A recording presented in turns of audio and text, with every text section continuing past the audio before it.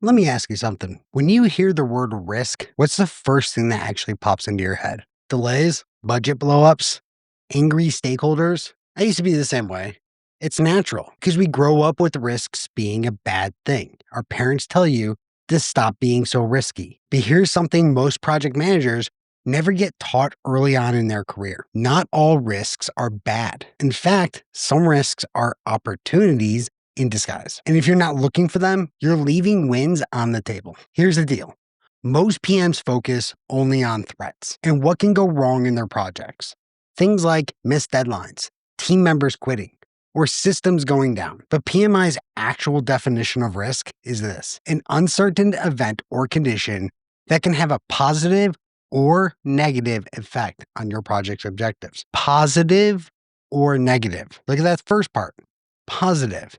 And we ignore that way too often. It's called an opportunity, and it deserves just as much attention as a threat. So if you're not identifying the opportunities, logging them in your risk register, and managing them like any other risk, then you're only doing half the job. So why do we ignore opportunities in our projects? That's a good question I get asked quite often, especially owning 44 risk PM. And it's pretty simple. Threats scream, opportunities whisper. Threats cause us pain. And at the end of the day, we have to deal with them. Opportunities, though, they show up quietly and they disappear just as fast. And just because they didn't blow things up, they often go undocumented, untracked, and that's what a missed opportunity is in itself, especially when it comes to trust. Leadership loves PMs who don't just protect the downside, but leverage the upside of how they can improve the organization quicker or provide a quicker result with their project. So let's break this down for a second with some real world contrast. A threat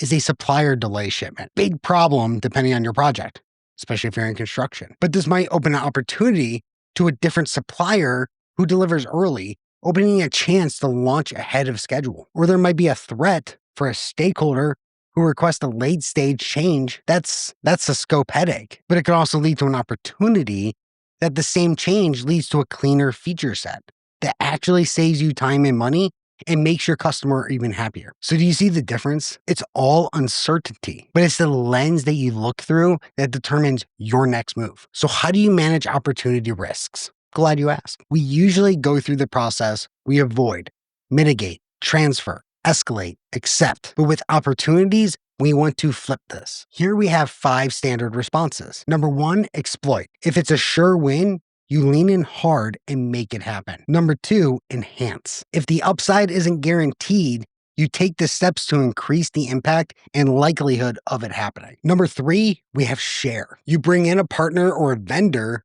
to pursue the benefit together. And number 4, accept. Just like threats, sometimes you monitor the opportunity and act only if it materializes on its own. And number 5, escalate. Sometimes you need a little help making the risk a reality, and that involves escalating it to the next level in your chain. When managing risks, just find the response plan that works best for you. Make a plan, log it in your risk register, and keep moving with your project. So here is your next move in all of this. The next time you're in a risk workshop, ask this one question. What's the upside? What can go well in this project right now? What could we seize?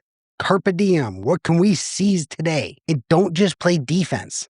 Look for the wins. Because the real project leaders don't just protect. They leverage the good that can happen all around them. Now, I want to hear from you. Have you ever spotted or benefited from a positive risk? If so, make sure you drop it down in the comments below. And if this video helped reframe how you're thinking about risk, go ahead and like the video, subscribe to this channel, and hit the bell so you get future updates on future videos. I got more risk, project management, and leadership breakdowns coming your way. And just like this video, where I talk about risk registers to save your projects. That's it for today. I'm Russ Parker, the Bearded PM.